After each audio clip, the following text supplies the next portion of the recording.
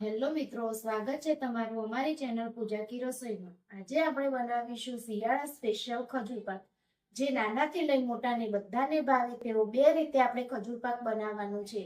એક બિસ્કિટનો ખજૂર પાક અને એક ડ્રાય ફ્રૂટ ખજૂર પાક। ખજૂર પાક બનાવવા માટે મેં ખજૂર લઈ લીધી છે ઠળિયા વગરની, જે પોચી ખજૂર આવે તે લેવાની છે। ડ્રાય ફ્રૂટ લઈ લીધા છે, જે મેં કટિંગ કરી લીધા છે। ડ્રાય ફ્રૂટ તમારી મનપસંદના તમે લઈ શકો છો।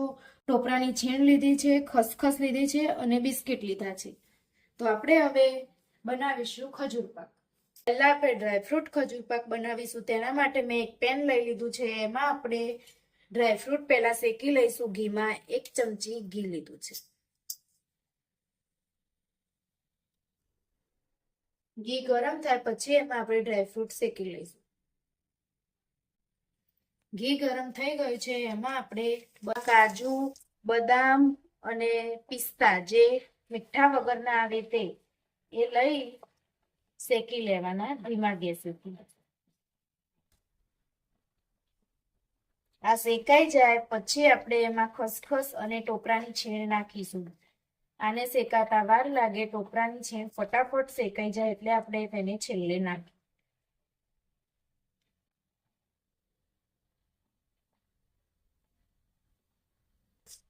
ડ્રાયફ્રૂટ શેકાઈ ગયું છે, હવે એમાં આપણે નાખીશું ટોપરાની છીણ અને સાથે ખસખસ।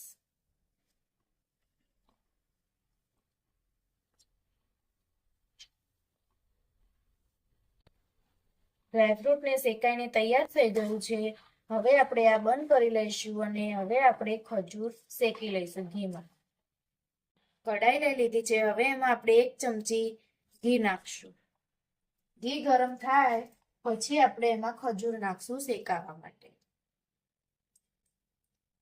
આપણું ઘી ગરમ થઈ ગયું છે, હવે એમાં આપણે નાખીશું ખજૂર।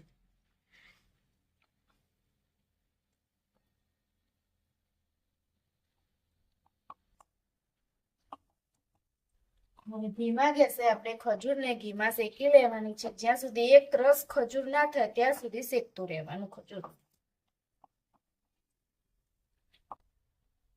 જોઈ શકો છો મિત્રો, આ રીતે આપણો ખજૂર ઘીમાં શેકાઈ ગયો છે। આ રીતે ખજૂરને શેકાવા દેવાનો ઘીમાં।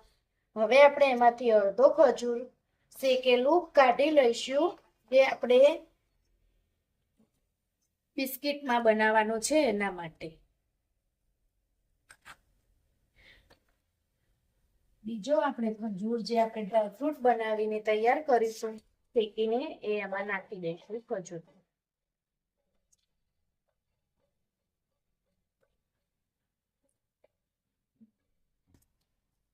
હવે આ બધું આપણે મિક્સ કરી દેવાનું।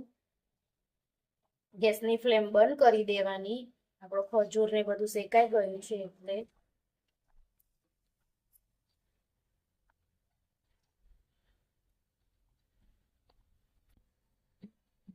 ડ્રાયફ્રૂટ ખજૂર પાક જે આપણે બનાવીને તૈયાર કર્યો તો તેનું મિશ્રણ ઠંડુ થઈ ગયું છે।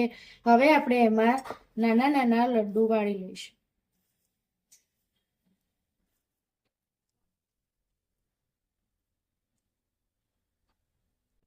હવે એને આપણે સાઈડમાં પ્લેટમાં મૂકતા રહીશું। એમ કરીને આપણે બધા જ નાના નાના લડ્ડુ વાળી લેવાના। ડ્રાયફ્રૂટ લડ્ડુ બનીને તૈયાર થઈ ગયા છે। હવે આપણે ટોપરાના છીણનું કોટિંગ કરી દઈશું આ રીતે, ને પછી આપણે ડીશમાં સર્વ કરશું।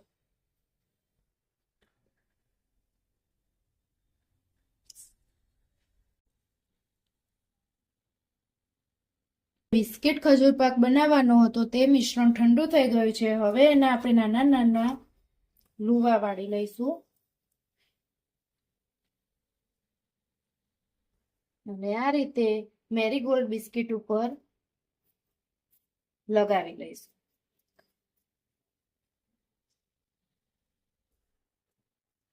આ રીતે બિસ્કિટનું કોટિંગ કરી લેવાનું છે ખજૂરથી।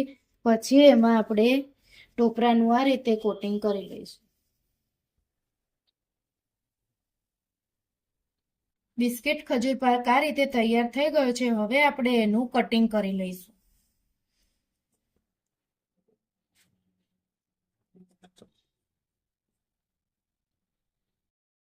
ડ્રાયફ્રૂટ ખજૂર પાક અને બિસ્કિટ ખજૂર પાક બનીને તૈયાર થઈ ગયો છે.